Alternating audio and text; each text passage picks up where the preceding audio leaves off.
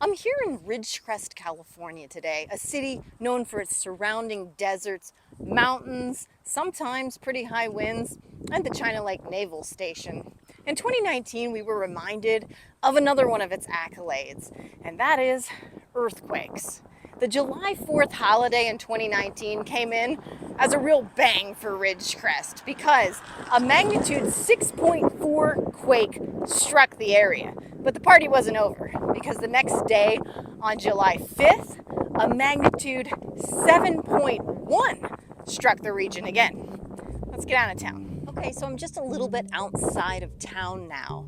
And if we look around this area, this is actually where surface ruptures were mapped from the quakes we were just talking about. Fortunately, after the 6.4 occurred, geologists had rushed out to the area to look at the damage done by that earthquake, and then the 7.1 happened. So something like what we see here. You have a lot of vertical offset and lateral offset. So the 6.4 quake was primarily left lateral fault movement, and the 7.1 quake was primarily right lateral fault movement and pretty much cut the 6.4 at a 90-degree angle. And these Ridgecrest quakes also caused earthquake swarms in the region in places like Panamint Valley, on the nearby Garlock Fault, and also northwest of the Coso geothermal region. Thousands of earthquakes occurred as a result of this. All of this rattling activity, and yet none of this, like most people would think,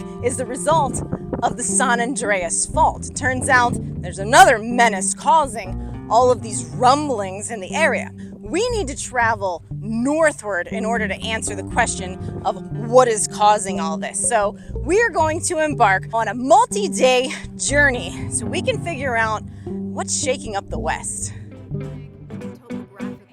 Now we have a rock right behind us, classic red bed. Okay, so now I am moving northward from Ridgecrest, and I am in the Owens Valley. I have the Sierra Nevadas that you can see behind me. That's to the west, and then to my east you can see what's called the White Mountains. So yeah, sandwiched in between these mountain ranges in the Owens Valley, we can see some impressive earthquake features, massive fault scarps. Some of these several feet displacements. Some of those earthquakes were massive quakes in the Lone Pine area in the 1800s. There's been several recent quakes as well in this region, but once again, none of these quakes are on the San Andreas Fault. So more California earthquakes that are not on the San Andreas. And we're going to take a look at the general geology of this region. And that big picture is hopefully going to help us understand what on earth is going on here and what's causing all of these earthquakes.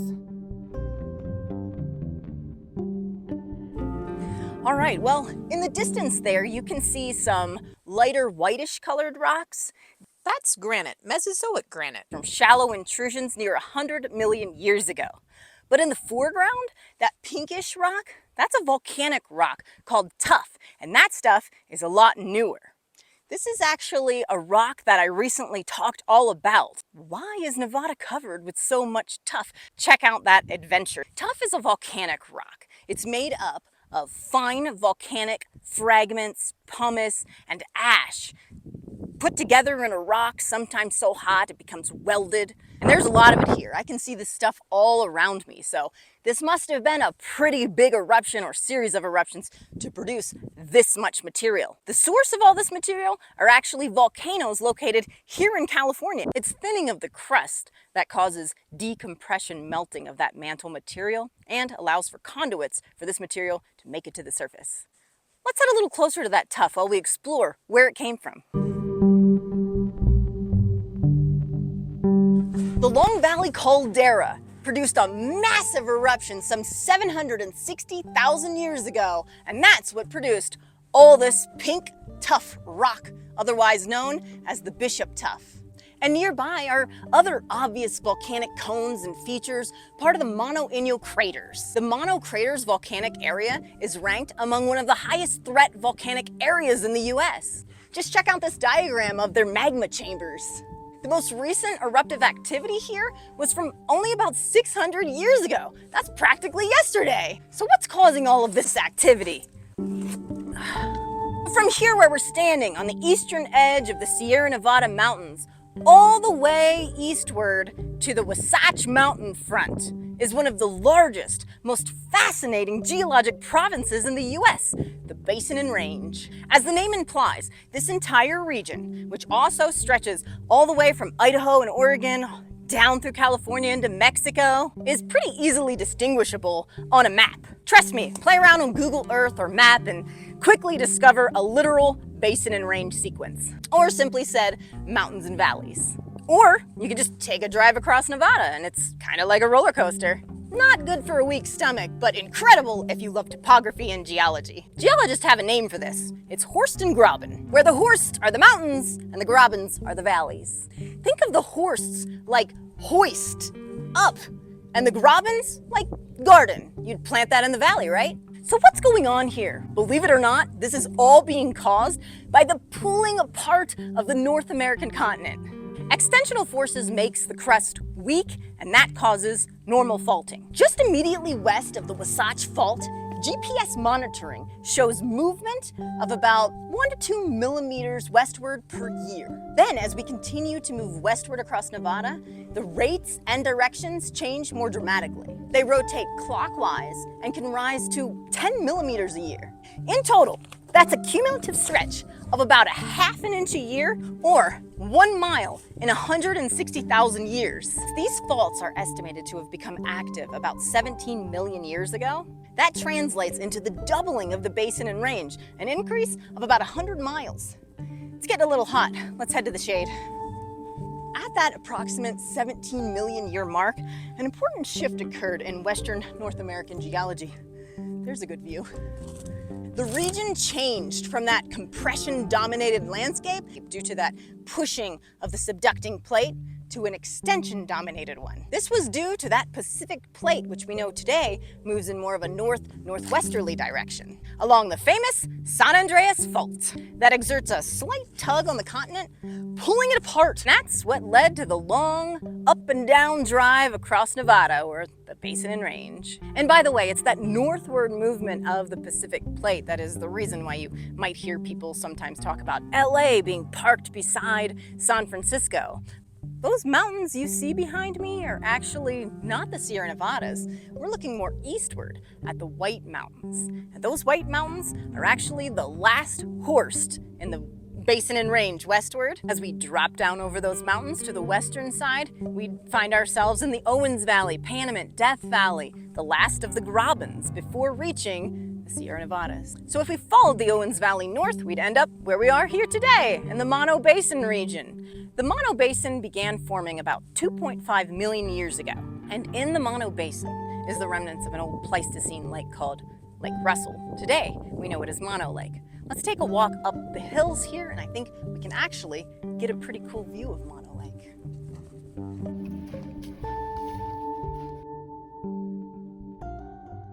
All right, well, from here we have a spectacular view of Mono Lake. We're looking down here into the Mono Basin. If you would have been standing down there in 2020, you might have felt the effects of an earthquake, believe it or not. And you might be thinking, wait a minute, why would there be earthquakes there? Surely we're too far north to feel the effects of the San Andreas Fault and too far south to feel effects from the Cascade Arc, right? To put things into perspective, this region actually had a lot of activity in 2020. There was also a 6.5 in the Monte Cristo range, and there was a total of 15,000 earthquakes that year, dozens of them above a 4.5. So what is going on? And does this have anything to do with that 2019 Ridgecrest earthquake? Actually, yes, it does. Walker Lane is the name for the region of complex faults found from just south of Ridgecrest or north of the Garlock Fault all the way along the California-Nevada border up to Northern California. Researchers have divided Walker Lane into sections, including the southern Walker Lane, and sometimes eastern, the central and the northern Walker Lane. Faults are essentially fractures between two blocks of rock, and there are several different types of faults based on the way that the fault slips. Strike-slip faults are horizontal movements, where left lateral displacement means if you're standing on a block, the block across from you moves to the left, and right lateral is, well, the block across from you moves to the right.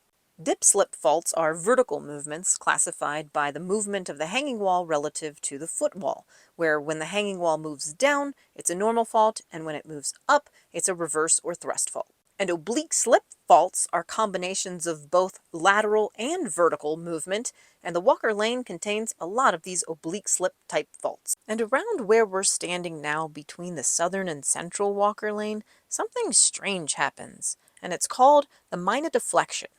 In the region between the northern part of the White Mountains and around the Bodie Hills, there's something interesting going on. It's a kind of offset, and it's called the Mina Deflection.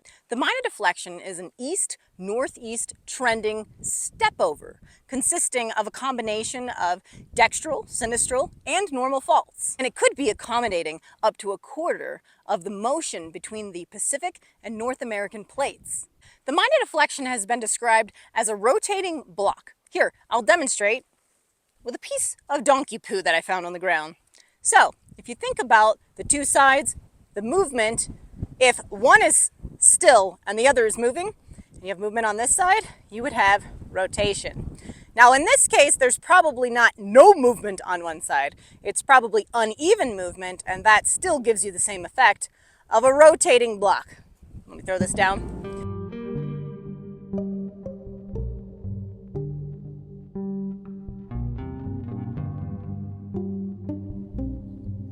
Good morning, everyone. We now find ourselves in the Caldera Hills. I headed over here last night so that we could actually be on site and check out whatever features we can find left over from those recent earthquakes we've been talking about. Right here, there should be signs, and we are just a little, well, to our southeast is the Monte Cristo range. So this is right in the region of that 6.5 quake. How big was that earthquake?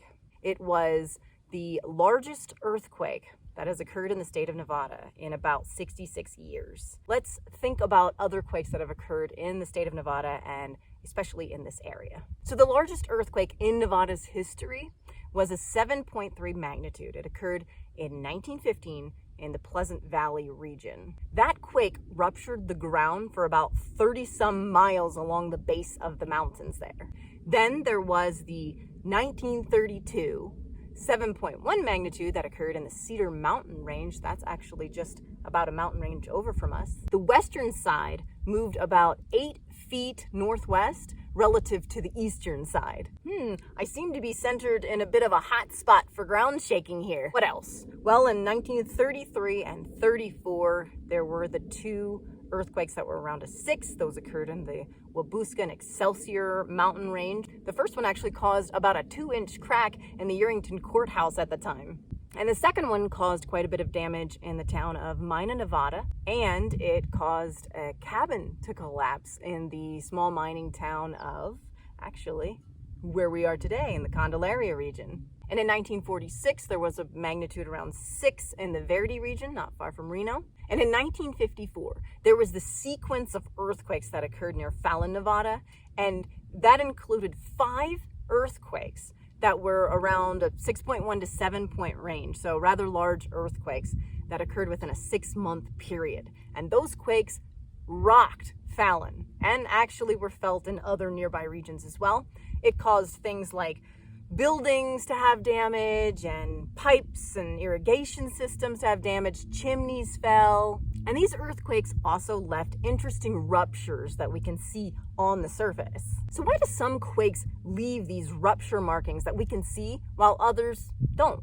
Well, that's actually related to the magnitude of the quake. If the quake is around a 6 or higher, then we can expect to be able to go out and find surface rupture marks that we can visibly see shortly after the quake, at least before it gets, say, buried. Earthquakes that are a 5 or below will not have those apparent surface rupturings to find because, well, that stuff is buried. Indeed, that 2020 earthquake that was a 6.5 did leave surface rupture marks all over this region of the Caldera Hills to the Monte Cristo Range, and geologists came out and were able to map and locate surface ruptures right after that quake happened. Today, we're actually going to see if we can find what's left. Is there anything? It's been several years now, so I don't know if we'll still be able to see any visible signs of those rupture marks. It might be sediment that covers those. So let's get ready and take a walk out here and see what we can find today. First, I need to remove these socks because all this hiking and exploring has done a lot of damage. As you can see, the heels are pretty much completely missing. I guess these are cheap socks, so they're not holding up to all our adventures. But fortunately, I have a nice new pair. These are those darn Tuff Vermont socks. They're supposed to be really good socks that last and are durable, made of that merino wool. But they're also, they replace them if anything happens to them. So pretty excited to try these on out here and hopefully not lose my heels again. But if I do, they apparently replace them.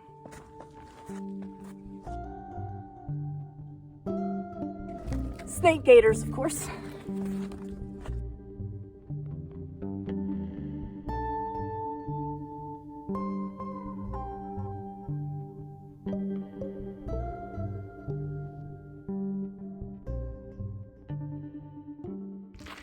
Well, as you can see, it's pretty vast out here.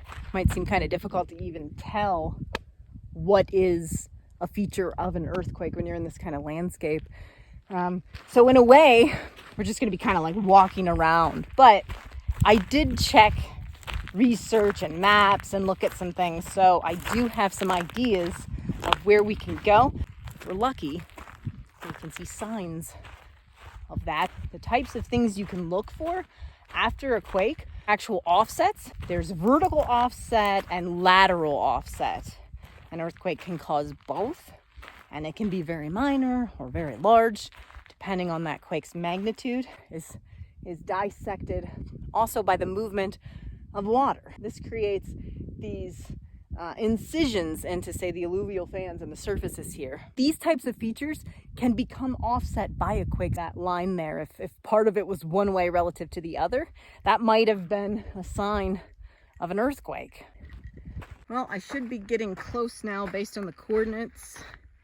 Should be seeing, it's pretty vague out in here. I'm just seeing these washes. This is, so we got a wash here, and I do see, yes, see, oh, perfect, we found it. So here we go. There is a stake there, and if you look here, let's see if we can show this. This is the little drainage here, and if we follow this up to right here, it would continue on up through there, but it actually continues right there and goes up through there. So right at this spot, which is really hard to see, but again, it comes up through here, and then all of a sudden it's over here, and that's our, give or take, 10 centimeters of lateral offset that you can see there. So this tiny feature here that might have been a little more prominent when it first ruptured, but this little crack right here is some of the surface rupture from the earthquake, and it might be filled in with a little sediment now, but there you go. You can actually see a little bit of that vertical offset, and this was down dropped. Well, got to rain out today, so probably won't be making it too far. Try to get out in here and explore a little bit, but it's picking up, and I think there's some thunderstorms coming, so I'm gonna dash back to camp, and hopefully tomorrow we can get into some more exploring. Well, it's a new day, as you can see. A lot different than last night. It's a lot drier, and it's already really hot out today. I've been out here this morning looking around for more rupture evidence, and to be honest, I'm not finding much out here. I think this stuff is pretty washed over. It's pretty obscure now. Lots of heavy flooding around Death Valley and lots of rain in these parts. So I don't know what I'm going to find out here. When researchers came out here and they mapped all these ruptures, they split the region into a western and an eastern side. So when we were poking around in the Caldera Hills, we were on that western portion of the mapped ruptures. And now we're on the eastern side. So the mountains you see behind me, that's the Monte Cristo Mountains. So this is the main site of that 6.5 quake. And there were some rupture markings over here. So far, no luck finding them. The western portion of the mapped region was dominated by sinistral oblique and normal right oblique slips. The max offsets were something like 10 to 20 centimeters lateral and in the range of 10 centimeters vertical. These ruptures were associated primarily with the Caldera fault. On the contrary, the eastern side of the mapped rupture region was dominated by normal and right oblique slips, and the max offsets were something in the range of 2 to 5 centimeters vertical and about 3 to 11 lateral. These ruptures were primarily associated with the Benton Springs Fault, the Petrified Springs Fault, and the Eastern Columbus Salt Marsh Fault. And that's the interesting thing about this Monte Cristo quake. It really demonstrates the complexities associated with the deformation of the Walker Lane region, where we have all of these different types of faults. Sometimes a portion of the rupture is dominated by right lateral and sometimes left lateral. Sometimes we have those 90-degree breaks and sometimes it triggers breaks elsewhere. So it's a really complex zone of faulting, and that's how we would summarize the Walker Lane region, especially as opposed to, say, that San Andreas fault system, which is a more mature fault system as opposed to the younger Walker Lane. Well, I think I'm going to head a little deeper into the Monte Cristo Range now and hopefully find the easternmost rupture that was mapped, if we're lucky.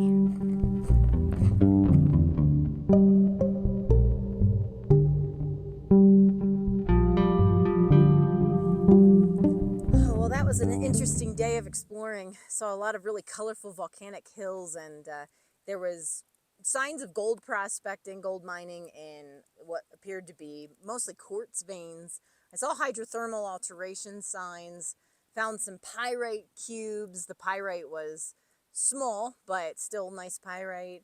Some interesting looking calcite and chalcedony and stuff like that. So I'd say a pretty fun and a successful day of exploring the mines in the Walker Lane region, but I'm exhausted from walking around, so I'm probably just gonna hang out a little bit and then tuck in early because I've got a lot more exploring to do tomorrow, so it's off to bed for me. All right, early morning start today. Just grabbing some breakfast and then we got to get out there. I'm going to try to beat the heat. So we've beat the sun so far, but we have a little bit to drive. And then I've looked at the map a little bit. I'll have to some more because I have a few cool spots to check out and probably a lot of hiking again to do today. All right, so now I've made it to the mountain range just a little north of the Monte Cristo Range. A lot of obvious mining activity here. This whole area is characterized by a lot of mercury and copper. This stuff is in some heavily faulted parts of the mountains here. So this is characterized by a lot of normal faults. So the kind of faults associated with extensional forces. And these faults are found in these mountains primarily in, I believe, early Mesozoic. So this is Jurassic and Triassic units. You can see it eroding out here on the road. So there's a lot of this red sandstone, and there's a lot of really interesting looking breccias and this silicified limestone material and lots of chert around here. I'm seeing tons of chert material. Also this dark chert that I'm seeing. So there's obviously a pretty heavy source of silica out here. And then this guy must have washed down from some mining area up there, and some material from copper, some copper mining. So you can see copper ore material. There's some deep blue azurite in that one. So, well, it looks like there's something up there. So I think we found another mine, and actually it looks like there might be a building up there too. So let's check it out. All right, another cabin. This one is positioned quite well amongst those red sedimentary units. We've been able to see some pretty neat mineral environments over the past couple days. Actually, on the way up, we passed through some fairly famous mining towns, the Tonopah and the Goldfield districts. Now, these districts were actually established a little later in the game after the main 49er gold rush. Quite interesting to think how many of those 49ers actually rushed right over top of the deposits in these areas. Now, those districts are characterized primarily by these early Miocene, intermediate and high sulfidation epithermal gold and silver deposits, some of the largest in the United States, even in the whole world. Some of the ore grades are quite high. So those calc alkaline volcanic rocks are part of that ancestral Cascade magmatic arc. That means that that's all associated with the deposits of these precious metals in places like Tonopah, Goldfield, and actually in this Walker Lane district. So as you can see, we're standing in a very interesting area, this kind of meeting point of the Great Basin extensional forces that create normal faults, and there's also a lot of other faulting in this region. There's all the volcanism associated with the recent ignimbrites across Nevada that we've explored, and that southern Cascade magmatic arc, all being a source of heat and mineral-laden fluids. And this is what has led to there being so many famous mining districts in this Walker Lane area. We're talking Bodie, the Comstock lode, all the way down to Urington, where there's big copper deposits, and on down to the Tonopah and Goldfield districts, Lida, Beatty, and even over into the Darwin silver and lead mining districts. So now we're not just talking about those surface placer deposits, we're talking about epithermal and porphyry deposits taking the spotlight. Well, I think I'll spend a couple of days in here exploring around. I think I'll head back to camp for now and make a plan. Pretty sure I have plenty of food and water to last me a couple days, and there's obviously plenty enough to keep me busy here.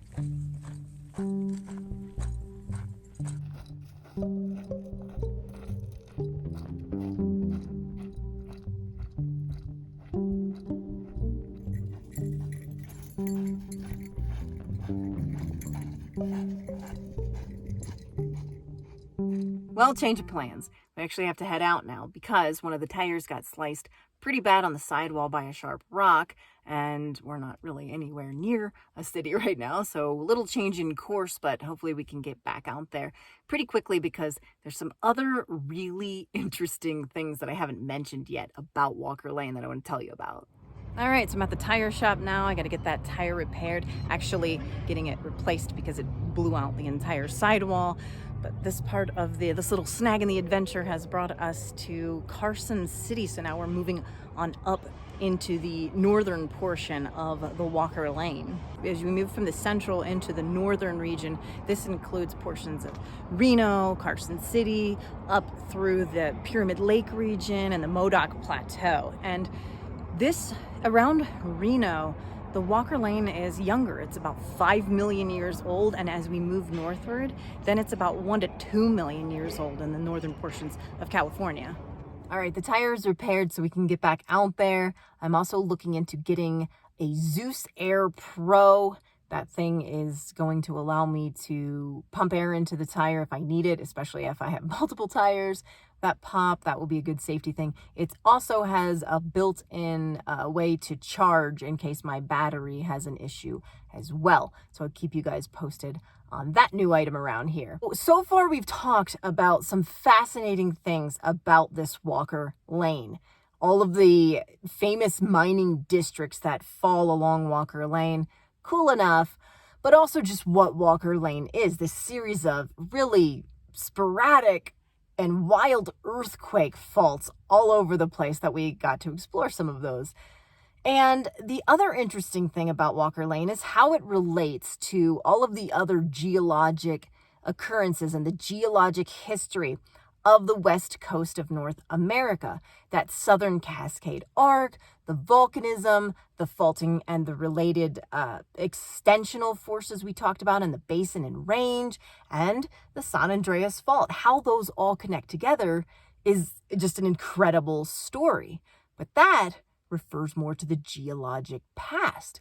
What about the geologic future of the Walker Lane region? What will happen there? Well, this is where things get really interesting because researchers have studied the Walker Lane system and concluded that it is essentially aspires to be the San Andreas Fault. What does that mean? Well, it basically means the Walker Lane will be the future plate boundary. But before you go out and start buying property around Carson City, Reno, Tonopah, know that this won't actually happen until about 7 to 8 million years. But it is a fascinating part of the geologic history here. And if you want to learn more about Walker Lane, about the geologic history of North America, and go on more geo adventures with me, well, then just subscribe here to Let's Go Geo. Join me on the next adventure. I will see you guys out there. And a special thanks to all my patrons who help keep the Let's Go Geo project alive. You too can become a patron. Links in the description. You can also support Let's Go Geo by finding me on Venmo or by sharing Let's Go Geo with your friends.